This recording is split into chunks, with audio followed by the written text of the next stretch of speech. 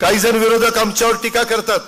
मला म्हणले की राज्य दिवाळखोरीत काढलं, अजिबात काढलेलं नाही। काही शेतकरी म्हणतात दादा मागचं काय, मागचं तुम्ही माझ्यावर सोडा, तुम्हाला कोणी मागायला आलं तर माझं नाव सांगा त्यांना। मी शब्दाचा पक्का आहे, हा अजितदादाचा वाद आहे, मी कधी शब्द फिरवत नाही। नमस्कार, मी धनश्री देशमुख आणि आपण पाहत आहात प्रेस मराठी। ताज्या घडामोडी आणि बातम्या पाहण्यासाठी प्रेस मराठी या यूट्यूब चॅनलला सबस्क्राइब करा आणि आमच्या फेसबुक पेजला फॉलो करा।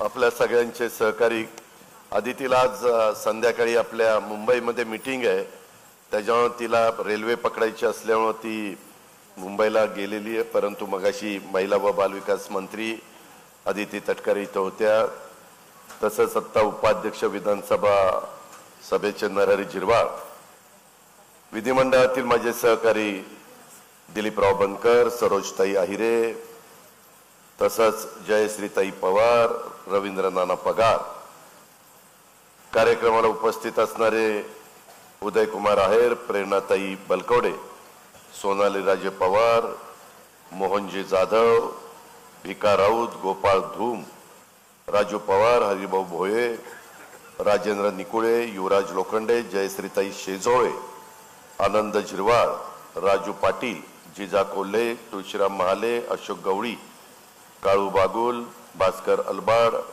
नवसू गायकवाड, ज्यांच्या पुढाकाराने मला बरेच दिवस नितीननी सांगितलेलं होतं की दादा आजच्या दिवशी तुम्हाला 2 ऑगस्टला यायचं आहे आणि सुरगाळा आणि आमचा कळवण इथं काही कार्यक्रम घ्यायचे। खूप आधी त्यांनी माझी तारीख घेतलेली होती, त्यांनी पुढाकार घेतला, त्याच्या जीवाभावाच्या सहकार्यांनी त्याला साथ दिली।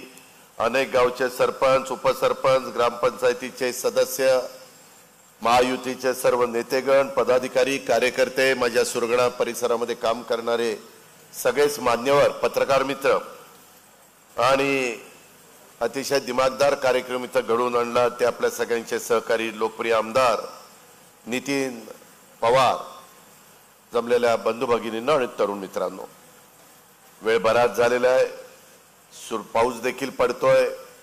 सुरुवातीलाच मी आपल्या सर्वांच्या साक्षीनं आराध्य दैवत छत्रपती शिवाजी महाराज, राज्य जननी जिजाऊ माँसाहेब, राजर्षी शाहू महाराज, क्रांतीसूर्य महात्मा ज्योतिराव फुले, महामानव डॉक्टर बाबासाहेब आंबेडकर, क्रांतीज्योती सावित्रीबाई फुले, राजमाता पुण्यश्लोक अहिल्यादेवी होळकर यांच्यासह देशाच्या स्वातंत्र्यासाठी इंग्रजांच्या विरुद्ध सशस्त्र लढा देणारे थोर क्रांतिकारक भगवान बिरसा मुंडा, आद्य क्रांतिकारक राघोजी भांगरे या सर्व महान व्यक्तींना सुरुवातीलाच वंदन करतो। आणि पुढच्याच आठवड्यामध्ये 9 ऑगस्टला आदिवासी दिन आहे, त्या आदिवासी दिनाच्या निमित्तानं देखील मी आपल्याला सगळ्यांना मनापासून शुभेच्छा देतो, आपल्याला पुढच्या वाटचालीच्या करता देखील शुभेच्छा देतो। तसं बघितलं तर उत्तर महाराष्ट्राचा आराध्य दैवत, महाराष्ट्रातील 3.5 शक्तिपीठापैकी अर्धशक्तिपीठ असणाऱ्या वणीच्या सप्तशृंगी मातेच्या चरणी मी वंदन करतो। मागच्या वेळेस आलो होतो त्यावेळेस मला नितीन पवारांनी सांगितलं की दादा इथं काहीतरी आम्हाला मदत करा, लाखोचं भाविक तिथं येतात आणि तिथं मदत झाली पाहिजे।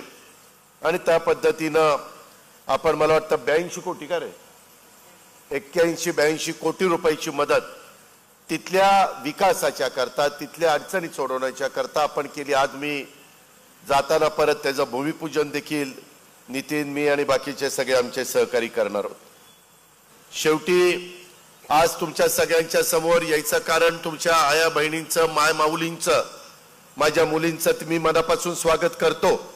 अनेक वर्ष सरकारमध्ये काम करणारा, कधी विरोधी पक्षामध्ये काम करणारा मी एक कार्यकर्ता आहे। आज राज्याचा सर्वांगीण विकास व्हावा, जनतेचं भलं व्हावं, प्रश्न सुटावेत अशा प्रकारची भावना माझ्यासारख्या कार्यकर्त्याची आहे। मी सत्तेला आपापलेला कार्यकर्ता नाही, विकासाच्या करता काही निर्णय घेणारा मी कार्यकर्ता आहे। आणि त्याचा उल्लेख आज या भागामध्ये येण्याचं कारण काय की कळवण आणि सुरगडा हा जो विधानसभा मतदारसंघ आहे मित्रांनो, तुम्हाला आश्चर्य वाटेल 5 वर्षामध्ये आम्ही नितीनला निवडून द्या म्हणून आव्हान केलं, घड्याळाच्या चित्रावर शिक्का मारा म्हणून आव्हान केलं, तुम्ही प्रतिसाद दिला आणि त्या प्रतिसादाला आपण काहीतरी उतराई केली पाहिजे. हे ऋण कधी फिटू शकणार नाही, परंतु तिजोरीच्या चाव्या माझ्या हातामध्ये असल्यामुळं 2200 कोटी रुपयाचा निधी या 2 तालुक्यामध्ये गेल्या 5 वर्षामध्ये दिलाय. 2200 कोटी रुपये कशाला म्हणतात? पूर्वी सुरगाणा वेगळा विधानसभा मतदारसंघ होता, कळवण वेगळा होता, परंतु नंतर फेररचना झाली. याच्या आधी जे आमदार झाले त्यांच्या कारकिर्दीमध्ये किती निधी आला आणि आता नितीनच्या कारकिर्दीमध्ये निधी किती आला हे मी का करू शकलो? हे आमदार माझ्या पाठीशी राहिले. नरहरी झिरवाळ असतील, छगन भुजबळ असतील, सरोज अहिरे असतील, दिलीप काका बनकर असतील, नितीन पवार असतील, माणिकराव कोकाटे असतील, त्याच्यामध्ये अनेक सहकारी असतील आणि त्याच्यामुळं मला हे पद मिळालं. आज माझ्या महिला खुश आहेत. मी महाराष्ट्रात फिरतोय. मध्ये मी नगर जिल्ह्यात 4 विधानसभा मतदारसंघामध्ये गेलो. एवढ्या उत्स्फूर्तपणे महिलांनी स्वागत केलं. आज देखील इथं आल्यानंतर आदिवासी जे नृत्य आहे ते माझ्या बंधू भगिनींनी अतिशय दिमागदारपणे इथं सादर केलं. हा जो आपला कला आहे, ही कला, ही संस्कृती, हा आपला ठेवा आहे, हा आपण जपला पाहिजे. पुढे पिढ्यानपिढ्या तो टिकवण्याचं काम माझ्या आदिवासी समाजाने, माझ्या राज्य सरकारनी, माझ्या आदिवासी विभागाने, तुम्ही आम्ही सगळ्यांनी करायचे. ते आपण करू. मी त्या सगळ्या माझ्या बंधू भगिनींचं मनापासून कौतुक करतो, अभिनंदन करतो आणि अशीच कला पुढच्याही पिढीच्या करता कायमची जतन करण्याचं काम तुम्ही सगळ्यांनी करावं, अशा प्रकारची अपेक्षा देखील व्यक्त करतो. मगाशी आदितीनं तुम्हाला सांगितलं, काय सांगितलं की 21 ते 65 वयोगटातल्या महिलांच्या करता मी ज्यावेळेस समाजामध्ये फिरत असतो, आता 5 जणींना आम्ही एक पत्रक दिलं.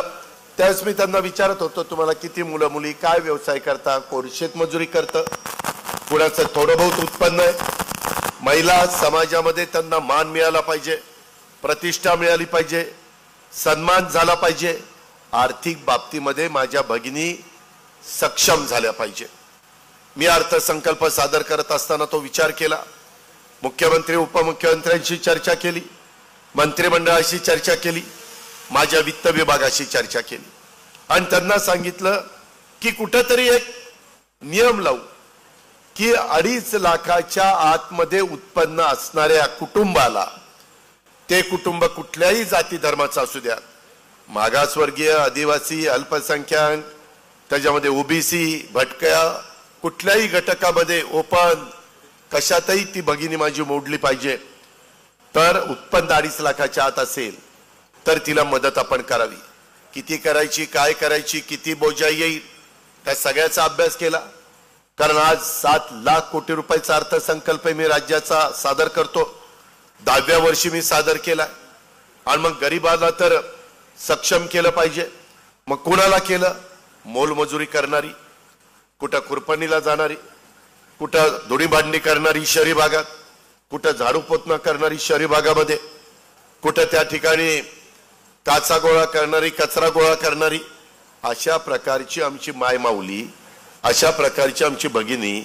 त्या घरामध्ये पुरुष माणसाला पैसे मिळतात, परंतु तिला काही तिच्या स्वतः करता, तिच्या कच्च्या बच्चा करता काही घ्यायचं म्हटलं तर तिच्या हातात पैसा नसतो. आम्ही जुलै पासून ही योजना सुरू केलेली आहे. त्याचं सगळं चाललेलं आहे, कागदपत्र गोळा करायचं काम. त्या ह्या तुमच्या कळवण सुरगाणामध्ये आपला नितीन पवार, तोच त्या छाननी कमिटीचा प्रमुख आहे. त्याच्यामध्ये कुठेही अन्याय होणार नाही, खबरदारी नितीननी बघायची.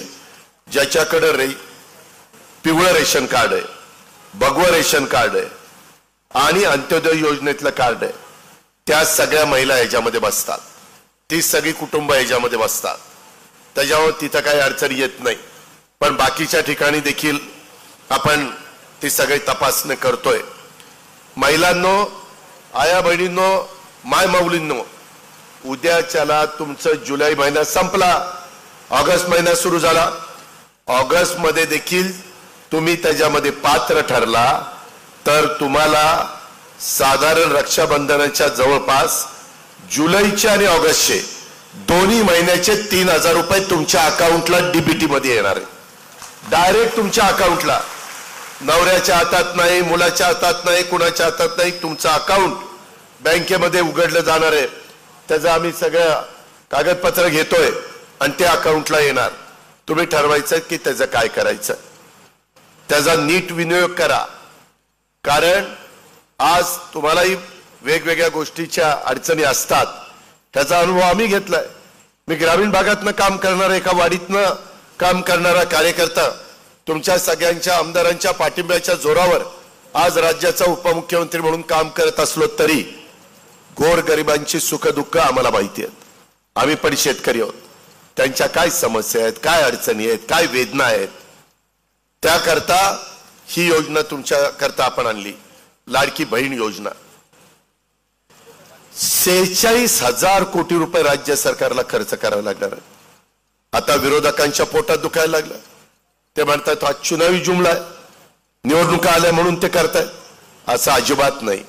मी ज्यावेळेस अर्थसंकल्प सादर केलाय, जसं माझ्या मायमौलींना, माझ्या मुलींना, माझ्या भगिनींना देण्याचा प्रयत्न केलाय, तसा ह्या महायुतीच्या सरकारने आम्ही त्याच्यामध्ये माझ्या शेतकऱ्यांना पण वीज माफी 7.5 हॉर्सपॉवर पर्यंत वीज माफी, तुम्ही वीज बिल भरायचं नाही.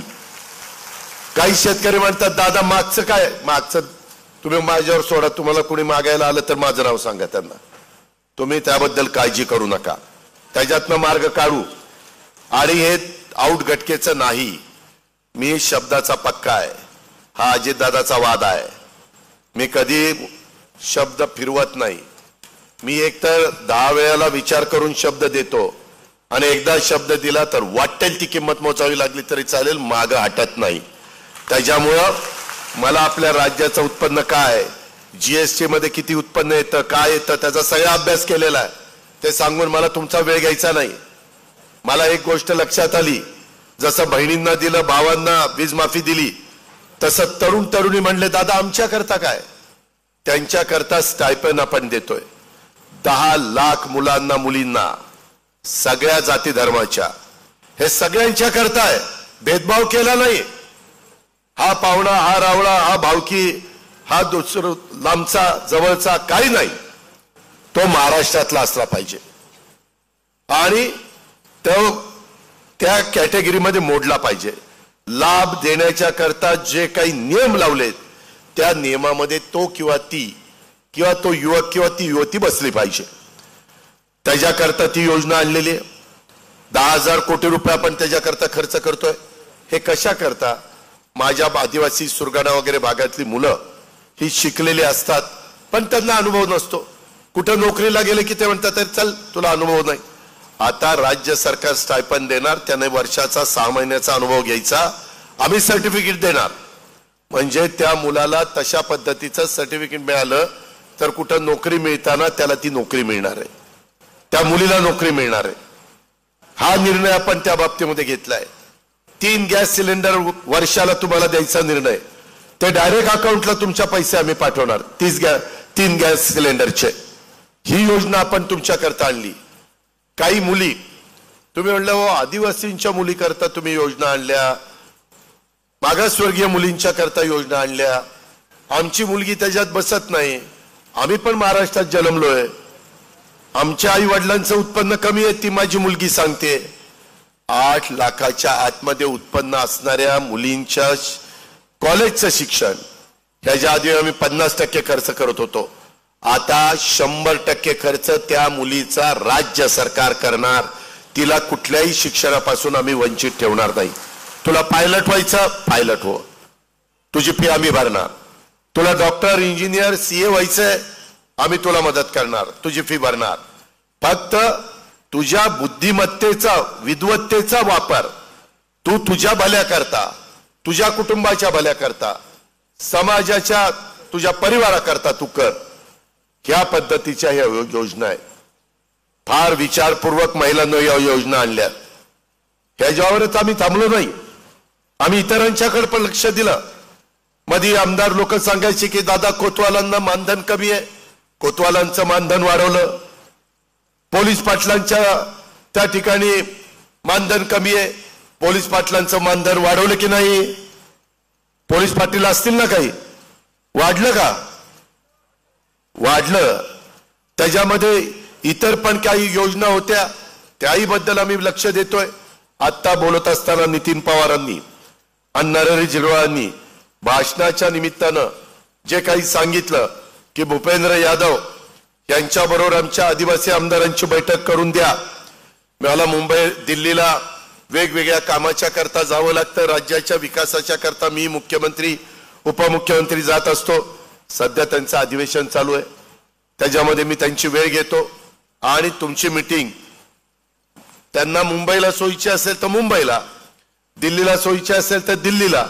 फक्त मला नरहरी झिरवाळ साहेब कुठल्या मीटिंग मध्ये विषय तुम्हाला पाहिजे त्याची नोट मला द्या. मी त्यांना सांगेल की ह्या विषयाच्या करता माझ्या महाराष्ट्रातल्या आदिवासी आमदारांना तिथे येऊन भेटायचंय, म्हणजे ते त्या तयारीनं राहतील. त्या पद्धतीनं मला द्या. आम्ही इथं मोठ्या प्रमाणावर निसर्ग सौंदर्य आपल्या सुरगडाच्या परिसरामध्ये पाहायला मिळतं, जे माझ्या कोकणामध्ये सिंधुदुर्ग रायगड रत्नागिरीमध्ये पाहायला मिळतं. तिथं आपण पर्यटनाला जास्त चालना दिली. मधल्या काळामध्ये देखील मी आलो होतो, त्यावेळेस हातगडला शेतकरी मेळावा घेतलेला होता नितीननी. त्यावेळेस हातगड किल्ल्याचा इतिहास सांगून त्या ठिकाणी पर्यटनाच्या दृष्टीने सुविधा कराव्यात अशी त्याने विनंती केलेली होती.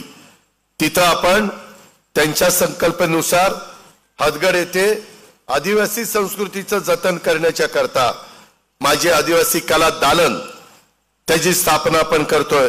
या करता पावसाळी अधिवेशनात 100 कोटी रुपये आपण उपलब्ध करून देण्याचा निर्णय घेतला. शेवटी कामं झाली पाहिजे. माग माझ्या सुरगडावर अन्याय झालाय, तो अन्याय दूर करण्याच्या करता नितीन प्रयत्न करतोय, जयश्री पवार प्रयत्न करतायत, त्यांचे बाकीचे जीवाभावाचे सहकारी प्रयत्न करतायत. त्याला आम्ही प्रतिसाद दिला पाहिजे.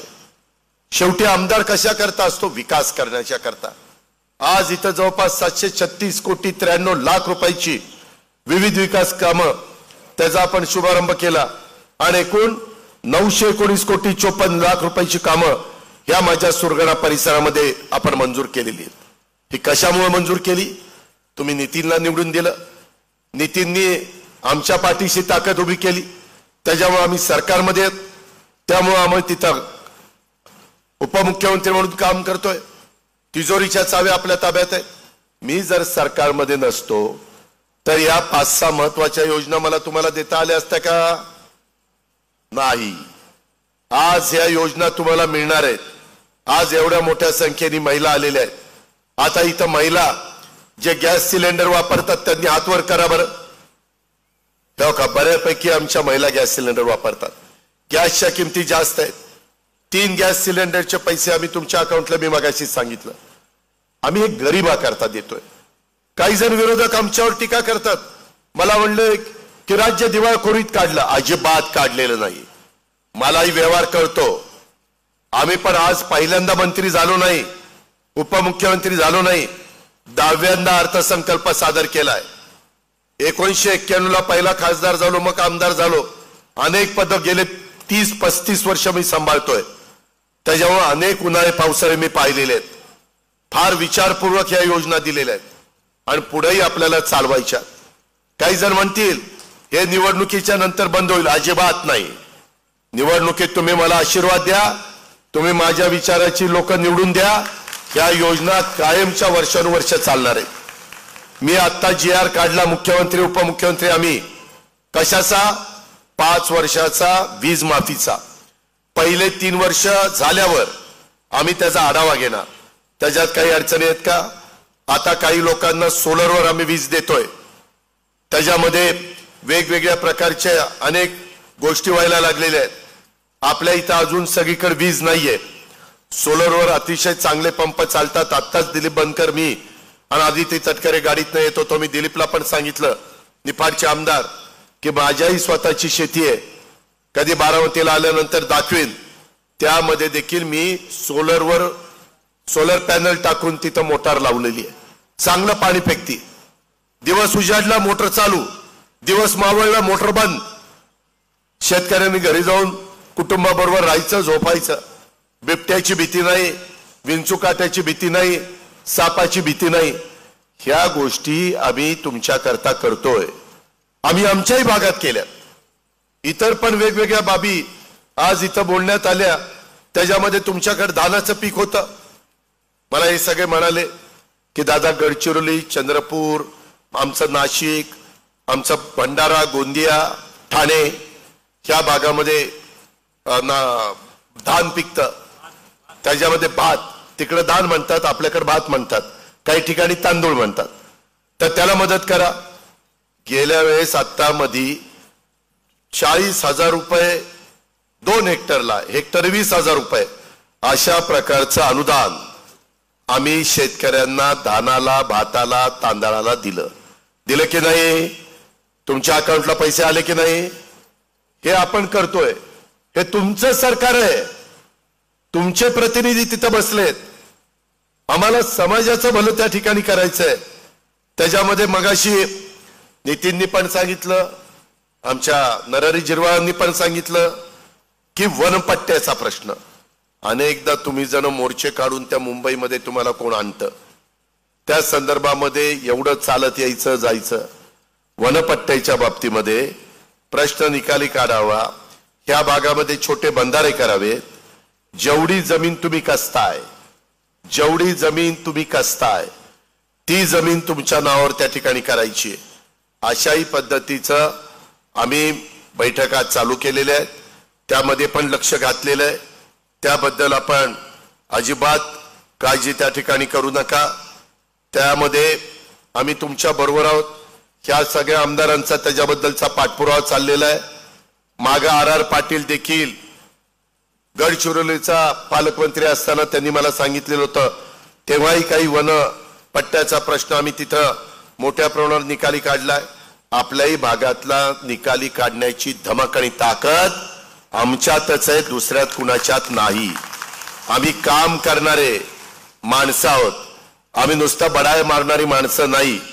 माझ्या लाडक्या बहिणी अर्ज इंग्रजीत हवा, मराठीत भरलेला अर्ज बाद होईल अशी एक चर्चा चाललेली आहे. जरूर त्या कॉम्प्युटरला इंग्रजीमध्ये लागतं. तुम्ही काळजी करू नका. आपण त्याच्यामध्ये तुमच्या सुरगाणा आणि कळवणचा त्या कमिटीचा अध्यक्ष नितीन आहे, ते त्या बाबतीतली सगळी काळजी घेतील. त्यांना जी मदत पाहिजे ती महिला बाल विकास करेल, राज्य सरकार करेल. राज्य सरकारचा उपमुख्यमंत्री म्हणून माझा शब्द आहे, काही अडचण आली तर मला नितीन सांगा, मी ती अडचण दूर करेन.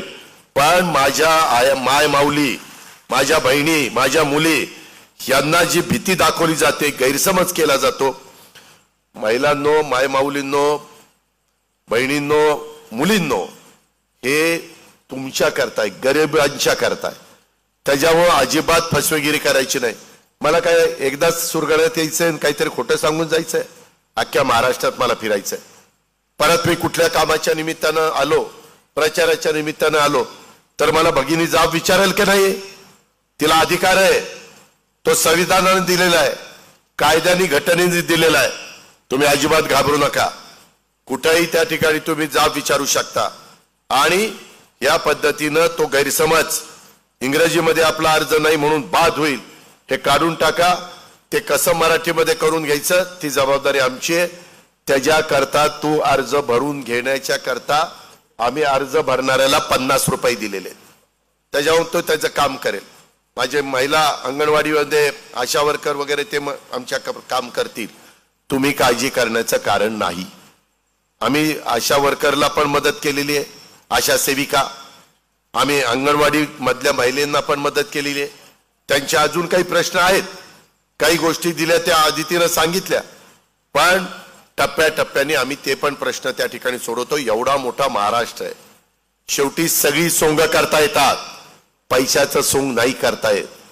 तुम्ही तुमचं कुटुंब चालवत असताना पण बघा, कधी संकट येतात. आता वायनाडला, केरळला सगळं गावाच्या गाव गाडली गेली, कित्येकशे लोक मृत्युमुखी पडली. कुणाला माहितीये? निसर्ग कधी कोपला तर पाण्याने हाहाकार माजतो, वादळाने हाहाकार माजतो, भूकंपाने वाजतो. त्याच्यामध्ये दरडी कोसळल्यानंतर त्या ठिकाणी हाहाकार माजतो. माझा दुष्काळ पडला तरी आपल्याला अडचणी येतात, त्याच्यातच मार्ग काढायचा असतो. तुम्ही तुम्हाला एकटं समजू नका. आदिवासी बांधवांनो, सरकार तुमच्या पाठीशी आहे. इथं सतत नरहरी आणि तुमचे नितीन या सगळ्यांचा प्रयत्न चालू असतो. सारख्या माझ्याकडे बैठका होतात. परवाच भुजबळ साहेबांनी मला पुणे मुंबई रस्ता, संदीप पण दिलीप पण होता विसीवर, सरोज पण होती, त्याच्यातल्या काम करण्याच्या करता मला सांगितलं मला कामाची आवड आहे. पैसाच्या बद्दलचा प्रश्न जो आता इथं उपस्थित झाला त्याच्यातनं पण मार्ग काढण्याच्या करता नरहरी, तुमची, माझी, तुमची उपमुख्यमंत्र्यांची, तुमची मुख्यमंत्र्यांची चर्चा झाली की नाही? त्यामध्ये आम्ही मार्ग काढायचं ठरवलेलं आहे. त्याच्यात माझ्या आदिवासी बांधवांना पण मदत व्हावी, परंतु जे आदिवासी तालुके आहेत तिथं इतर जर समाजाची लोक आहेत तर त्यांचाही रोष नसावा असं अनेक आदिवासी आमदारांचं म्हणणं आहे आणि ह्याच्यातनं व्यवहारी मार्ग आम्ही त्या ठिकाणी काढतोय. तशाच पैसा भरतीमध्ये आपलं काम चाललेलं आहे. त्याच्यामध्ये पर्यटनाला चालना देण्याच्या करता जे पर्यटन धोरण आहे, नितीननी मला आता बसल्या असताना मागणी केली की दादा वन पर्यटन आम्हाला इथं देता येईल का? नितीन, जरूर वन पर्यटन देण्याच्या करता मी तुम्हाला मदत करेल. तुम्ही चांगले चांगले प्रोजेक्ट माझ्याकडे आणा. नाशिक जिल्हा मध्यवर्ती सहकारी बँकेचा प्रश्न तो गहन बनलाय.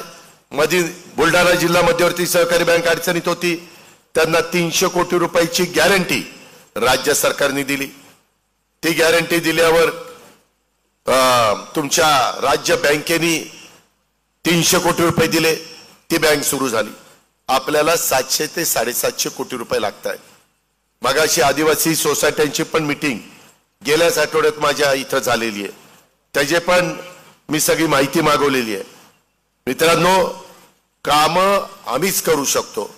दुसरे नुसते आंदोलन करू शकतात, मोर्चे काढू शकतात, लॉंग मार्च काढू शकतात, लोकांना चालत तिथं मुंबईला आणू शकतात. ह्याच्यापेक्षा काही करू शकत नाही, ह्याच्यापेक्षा काही करू शकत नाही. त्यांची हिस्ट्री काढा गेल्या कित्येक वर्षाची, काय तुम्हाला दिसतंय ते पहा. मला कुणाला दोष द्यायचा नाही, पण खरं तुमच्या सांगायचंय. मागे लोकसभेला असंच सांगितलं की म्हणले आरक्षण आता काढून टाकणार. आजच पेपरला बातम्या आहेत, SC ST प्रवर्गात वर्गवारी करून आरक्षणाचा प्राधान्यक्रम ठरवण्याचा राज्यांना अधिकार. सर्वोच्च न्यायालयाच्या 7 लोकांच्या बेंचने निर्णय दिलाय. मी नरहरी आणि बाकीच्या आदिवासी समाजाच्या बाबा आत्राम, तुमचे डॉक्टर विजय गावित सगळ्यांशी बोललोय. त्यांना म्हणलं तुम्ही एकत्र बसा आणि यामध्ये तुम्हाला काय हवंय ज्याच्यातनं आदिवासी बांधवांचा पण फायदा राहील, त्याच्यामध्ये कुणाचं नुकसान होणार नाही, ती चर्चा करा. ती चर्चा केल्यानंतर राज्य सरकार त्याबद्दल पुढची पावलं उचलेल. तीच गोष्ट शेड्यूल कास्टच्या करता तिथेही आम्ही त्या सगळ्या माझ्या बांधवांशी चर्चा करणार आहोत. मुख्यमंत्री करणार, मी करणार, देवेंद्रजी करणार. कारण एकट्याने निर्णय घ्यायचा नसतो, सगळ्यांच्या विचारांनी अंतिम निर्णय घ्यायचा असतो. तसं मागं सांगितलं म्हणले आदिवासींचं आरक्षणच जाणार, मागासवर्गीयांचं आरक्षण जाणार, संविधान काढून टाकणार, घटना बदलणार. दादांत खोटं होतं. मी सांगत होतो नाही रे नाही रे नाही रे, पण नाही तुम्ही विश्वास ठेवला आणि लोकांनी मग त्यांना पाहिजे ते केलं. आज काय दिसतं, कुणी संविधान बदललं? काही त्याच्यामध्ये काही चालं? काही होणार नाही. मी तर राज्यात सांगतो, जोपर्यंत चंद्रन सूर्य आहे तोपर्यंत संविधान कोण मायेचा लाल बदलू शकत नाही, घटनेला कुणी धक्का लावू शकत नाही. आता पुन्हा सांगतो, लोकसभेत जे काही गडबड केली ती आता विधानसभेला करू नका. तुम्हाला या योजना कायमच्या पाहिजे असतील तर तुम्ही आमचा विचार करा, महायुतीचा विचार करा, नितीनचा विचार करा, नरहरीचा विचार करा, जे आमदार उमेदवार आम्ही देऊ त्यांचा विचार करा. हे मी माझ्या महाराष्ट्रात मधल्या तमाम जनतेला सांगतो, तसं आपल्याला पण सांगतो. बंधू भगिनींनो, त्याचबरोबर आपल्या इथं शबरी घरकुल योजना, हे खरं आहे की दिंडोरीपेक्षा 2160 घरं आमच्या सुरगाराला आम्ही दिली. काय बिघडलं? कारण सुरगारा त्यातल्या त्यात दिंडोरीच्या जरा मागच आहे, त्याला पुढे आणायचंय. जास्त दिल्याशिवाय पुढे कसं येईल? मदत केली पाहिजे ना, त्याकरता मदत केली. म्हणून काय आम्ही दिंडोरीला वाऱ्यावर सोडणार नाही, दिंडोरीला पण देऊ, परंतु कुठंतरी कमी असेल तिथं झुकतं माप द्यावं लागतं. ही गोष्ट आपण लक्षात ठेवा. आणि म्हणून नितीननं मागणी केली, आपल्या सगळ्याच युतीनं मागणी केली. म्हणून आम्ही इथं 2160, पूर्वी तर फार 2 घरं 4 घरं यायची. आता अजून एक प्रस्ताव त्यांनी मांडलाय की आम्हाला आदिवासी विभागाकडनं देखील ह्याच्यात 1 लाख रुपये घाला. म्हणजे मग 140 अधिक 1 लाख असे 240 होतील. आम्ही शहरी भागामध्ये देतो 2.5 लाख रुपये देतो. त्याही बद्दल आम्ही सकारात्मक निर्णय घेऊ. तुम्ही काळजी करू नका. काम करणारं सरकार आहे, निर्णय घेणारं सरकार आहे, योजना राबवणारं सरकार आहे, समाजाला इतरांच्या बरोबर पुढे आणणारं सरकार आपलं आहे. आणि म्हणून आपण ह्या सगळ्या गोष्टी करतोय. इतर पण अनेक बाबी आहेत. आपल्या इथं नार नदी आहे, पार नदी आहे, वाजणी नदी आहे, तान नदी आहे, सोनाई नाला आहे, करकली नाला आहे. याच्याबद्दल पण वेगवेगळ्या पद्धतीच्या सातत्याने मागण्या मला नितीननी त्या बाबतीमध्ये दिलेल्या आहेत. त्या संदर्भात मी सांगतो, आम्ही इथं MIDC करायचा प्रयत्न केला, परंतु MIDCला तेवढी जागा मिळत नाही. कालही मी अधिकारी पाठवलेले होते, परंतु जागा 60 एकर बसते, त्याच्यातनं 30 एकर जमिनीला रस्त्याला जात आहेत. परंतु दुसरा काय मार्ग काढायचा तो मी, नितीन आणि बाकीचे सहकारी मित्र मिळून त्या ठिकाणी काढू. सप्तशृंगी गडाचा विकासाचा आम्ही शब्द पाळलेला आहे, तिथं आम्ही कुठं कमी पडलो नाही. 2200 कोटी रुपयाच्या योजना या कळवण सुरगाणामध्ये देतोय.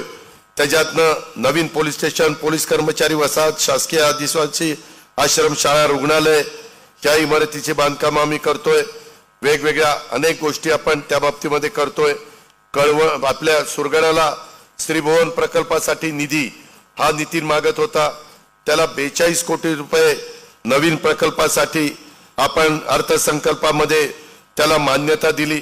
5 कोटी रुपयाची तरतूद केली. आता या प्रकल्पाला गती द्यायची आणि ह्याच्यातनं बरेच वर्षाचं तुमचं मागणं हे त्रिभुवन प्रकल्पाचा प्रश्न हा आपण मार्गी लावलाय. दुमी प्रकल्पाचा प्रश्न मार्गी लावण्याच्या करता दुमी प्रकल्पाचा फायदा माझ्या सुरगाणा, पेठ आणि दिंडोरी तालुक्यातल्या 35 गावातल्या शेतकऱ्यांना होणार आहे. हा प्रश्न मार्गी लावल्यास 5000 एकर क्षेत्र ओलिताखाली येणार आहे. त्यामध्ये देखील माझ्या मंत्रालयात बैठका चाललेल्या आहेत आणि हा प्रश्न मार्गी लावण्याचा मी निश्चितपणे प्रयत्न करेल, हा माझा तुम्हाला शब्द आहे. त्याचबरोबर माझा पेसाच्या बद्दल रखडलेली भरती प्रक्रिया ही पण मार्गी लावण्याच्या बद्दलचा उल्लेख मी केला. आकांक्षित तालुक्यामध्ये माझ्या सुरगाणाचा निवड झालेली आहे. त्याही संदर्भामध्ये जे जे काही तुम्हाला देण्याची गरज आहे ते मी देईन. A.T. पवार हे विकास पुरुष होते. जननायक बिरसा मुंडा यांच्या कार्याला आदर्श मानून सामान्यांच्यासाठी कल्याणासाठी आयुष्य खर्च केलेला, महाराष्ट्राच्या आदिवासी राजकारणात विकासाचा स्वतंत्र A.T. पॅटर्न निर्माण करणारे आमचे ज्येष्ठ सहकारी माजी दिवंगत नेते A.T.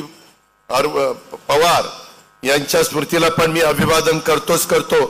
परंतु त्यांनी कळवण सुरगाणा आदिवासी भागात रस्ते, पाणी, आरोग्य, शिक्षणाच्या सोयी निर्माण केल्या. गिरणा नदीवर अर्जुन सागर धरण उभं केलं. अशा पद्धतीने माझा आदिवासी शेतकरी त्याला कालव्याचं पाणी मिळालं पाहिजे, तो समृद्ध झाला पाहिजे, तो त्या ठिकाणी पुढे आला पाहिजे, त्याची मुलं बाळ शिकली पाहिजे. माझे आदिवासी मुलं मुली वंचित राहू नये शिक्षणापासून, म्हणून आश्रमशाळा त्यांनी बांधल्या. आदिवासी मुलांना मुलींना शिक्षित करून नोकरी व्यवसायाच्या करता सक्षम केलं. अशा पद्धतीनं त्यांनी पाठपुरावा त्या काळात केला आणि म्हणून 1982 साली स्वतंत्र आदिवासी विकास विभाग हा निर्माण झाला आणि त्याचा फायदा आज माझ्या आदिवासी बांधवांना होतोय. त्या नितीन पवार पण त्या पद्धतीनं प्रयत्न करतायत. A.T. पवार साहेबांचा विकासाचा वारसा तितक्याच तडफेनी आमचे नितीन पवार जिद्दीनं क्षमतेने पुढे नेण्याचं काम करतायत. त्याच्यामध्ये ते यशस्वीपणे त्याच्यात पुढे चाललेत. आपल्या सर्वांना निश्चित त्याचा अभिमान आहे, त्याबद्दलही आमचं कुणाचं दुमत नाही. माझं एवढंच तुम्हाला सांगणं आहे, तुमचा आमदार तसं बघितलं तर कामाला एकदम ताठ आहे, पाठपुरावा करायला वाघ आहे, जागेपणे आणि झोपेत सुद्धा माझा कळवण सुरगणा मतदारसंघाचा विकास असंच ते करत असतो. जयश्री मला म्हणली, दादा याला सांगा ही झोपेत पण कळवण सुरगाणाच करतोय. तर आता तसं करू नको, त्याच्यामध्ये व्यवस्थित झोप. तुला अजून किती निधी लागेल विकासाच्या करता तो निधी मी देईन, त्याच्याकरता काही अडचण नाही, पण काम दर्जेदार झालं पाहिजे. कामामध्ये कुठं खोट होता कामा नये. एकदा रस्ता झाला तर तो 5-10 वर्ष टिकला पाहिजे. काही ठिकाणी पाऊस जास्त आहे, कॉन्क्रीटचे रस्ते करा. आम्ही यावेळेस एन्युटीचे रस्ते हे कॉन्क्रीटचे करण्याचा निर्णय घेतला, हॅमचे रस्ते कॉन्क्रीटचे करण्याचा निर्णय घेतला. कारण रस्ते केल्यानंतर खड्डे पडतात. काल पण मुंबई नाशिक या रस्त्याला पण त्यांना सांगितलं डांबरी नको, कॉन्क्रीटचा रस्ता. माझ्या इथं 2000 साली पुणे मुंबई रस्ता कॉन्क्रीटचा केला, 25 वर्ष झाली, आजही रस्ता एकदम चांगला आहे. शेवटी काम असं का करायचं की लोकांच्या लक्षात राहील अशा पद्धतीनं करायचं, आणि त्या पद्धतीनं आम्ही सगळेजण करतोय. तुम्ही काळजी करू नका. कुणी काही अफवा उठवल्या तर मी आणि माझा पक्ष सर्व जाती धर्माच्या लोकांना न्याय देणारा पक्ष आहे. शिवशाहू फुले आंबेडकरांची विचारधारेनं मी पुढे चाललोय. मी भेदभाव करणार नाही. आदिवासींना, मागासवर्गीयांना, अल्पसंख्याकांना एक वागणूक, दुसऱ्यांना दुसरी वागणूक, तसं होणार नाही. गरीबाला मदत हा पहिली भूमिका, विकास याच आमच्या डोळ्यासमोरचा उद्देश हे मित्रांनो राहणार आहे. त्याकरता आया बहिणींनो, इतर काही जण सांगतील अजिबात त्या गोष्टीवर विश्वास ठेवू नका. सरळ सांगा. त्या अजित पवारला नितीननी बोलवलं होतं, सुरगाण्याला सभा झाली, त्यांनी आम्हाला सांगितलेलं आहे फक्त उत्पन्न मात्र 2.5 लाखाच्या आत असलं पाहिजे. ज्याचा 2.5 लाखाच्या वर उत्पन्न असेल त्याला मिळणार नाही. म्हणजे ज्याचा पगार 20,000 21,000 रुपये असेल त्याला मिळणार नाही. कारण 21,000 22,000 पगार म्हणल्यानंतर 12×24 आणि 12×24 ते जात आहे 2.5 लाखाच्या पुढं. त्याच्या आत पाहिजे. अनेक माझ्या महिला त्याच्यामध्ये बसतील. मगाशीच आदित्यनं सांगितलं की 1 कोटीच्या पेक्षा आमचा अंदाज आहे. अंदाज मी ज्यावेळेस योजना तयार करत होतो त्यावेळेस पवाई वर्षाला किती पैसे लागतील, किती महिला त्याच्यामध्ये समाविष्ट होतील, त्याच्यात 2.5 कोटी महिला महाराष्ट्रातल्या बसू शकतात असा आम्ही अंदाज व्यक्त केलेला आहे. आणि एका घरात 2 देखील त्या बाबतीमध्ये द्यायचं आम्ही ठरवलेलं आहे. पण जर तुम्हाला संजय गांधी निराधारचे 1,500 रुपये मिळत असतील तर हे मिळणार नाही. कुठला तरी एका योजनेचा लाभ तुम्हाला मिळेल, सगळ्याच योजनेचा लाभ नाही मिळणार. ज्याला आजपर्यंत कुठल्याच योजनेचा लाभ नाही त्यांच्याकरता ही योजना आहे. तुमच्याकरता एसटीचा प्रवास पण 50% कमी केलाय. आता सुरगाण्यातनं नाशिकला जाताना माझी शिकली सवरलेली जर आदिवासी भगिनी असेल तर तिनं नवऱ्याला सांगावं, ते बघाशी आमच्याकडे दाजी वेगळ्याला म्हणतात पण तुमच्या इथं नवऱ्याला दाजी म्हणतात काय? दाजी मेवण्याला मग आमच्याकडे पण मेवण्यालाच म्हणतात. तर मगाशी सांगताना मग मला चुकीचं सांगितलं गेलं. त्यामध्ये नवऱ्याला बायकोनी सांगायचं की नाशिकला जायचंय, काम आहे. हे बघ, इथून नाशिकचं तिकीट किती आहे पुरुषाचं? सुरगाणा ते नाशिक किती आहे? 100. जे काही 150.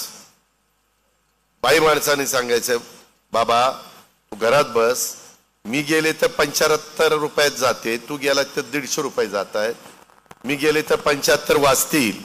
असं करून जरा महिलांनी प्रवास करायला शिका. आणि तुमची कामं पुरुष करतात, मी बघितलंय. आता सरोजला आमदार केलं, काम करू शकत नाही का? चांगलं काम करते. जयश्री पवारांना झेडपी अध्यक्ष केलं होतं, चांगलं काम केलं नाही का? चांगलं काम केलं. महिलांना संधी दिल्यानंतर मी तर नेहमी सांगतो, आम्हाला विमानाने प्रवास करावा लागतो अनेकदा. त्यावेळेस विमानामध्ये पायलट, विमान चालवणारी महिला असेल तर ते विमान टेक ऑफ पण चांगलं घेतं, लँडिंग पण चांगलं, एकदम फर्स्ट क्लास. कारण आपली जबाबदारी योग्य पद्धतीने महिला पार पाडत असतात. पुरुष असला की जरा ती इकडे तिकडे बघतय, विमान उतरताना धाड दिशा आदळतय, असं होतंय. महिला कामामध्ये नंबर 1च्या आहेत. म्हणूनच महिलांना पुढे आणण्याच्या करता ही 46,000 कोटीची योजना माझी लाडकी बहीण आपण आणलेली आहे. ती योजना महायुतीने आणलेली आहे, हे आपण लक्षामध्ये ठेवा. ही कायमची पुढे चालवण्याच्या करता आपण योजना दिलेली आहे. खोट्या नाट्या चुकीच्या गोष्टीवर अजिबात विश्वास ठेवू नका. अशा प्रकारची माझी तुम्हाला सगळ्यांना आग्रहाची, नम्रतेची, कळकळीची विनंती आहे. आणि इतर पण अनेक निवेदनं आज मला इथं मिळालेली आहेत. त्या सर्व निवेदनामध्ये एक तुमचा सहकारी या नात्याने मी बारकाईनं लक्ष घालीन. आणि आजपर्यंत ही जी कामं आहेत, सुरगाण्यातल्या माझ्या महायुतीच्या कार्यकर्त्यांनी ही कामं दर्जेदार होतात का नाही याबद्दल नितीननी पण लक्ष ठेवावं, कार्यकर्त्यांनी पण लक्ष ठेवावं. आणि जे काही तुमच्या इतर मागण्या आहेत त्या पूर्ण करण्याकरता देखील हे महायुतीचं सरकार आणि त्या महायुतीच्या सरकारमध्ये काम करणारे आम्ही कार्यकर्ते, भुजबळ साहेब असतील, मी असेल, नरहरे असेल, किंवा एकनाथराव शिंदे असतील, किंवा देवेंद्रजी असतील, जे कुठे असतील ते सगळेजण ह्या विकास कामाच्या करता, तुमच्या भल्या करता तुमच्या पाठीशी आहेत, हा शब्द मी तुम्हाला देतो आणि आपल्या सगळ्यांची रजा घेतो. जय हिंद, जय महाराष्ट्र.